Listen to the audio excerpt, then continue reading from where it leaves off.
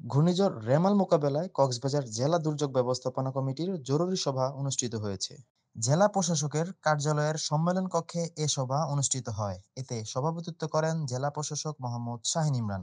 এ সময় police super Mohammad Mahfuzul ইসলাম সহ জেলা ও উপজেলা পর্যায়ের সরকারি বিভিন্ন দপ্তরের কর্মকর্তারা উপস্থিত ছিলেন। সভা শেষে জেলা প্রশাসক মোহাম্মদ শাহীন ইমরান জানায়, ঘূর্ণিঝড় রেমাল মোকাবেলায় সর্বাত্মক প্রস্তুতি নেওয়া শুরু হয়েছে।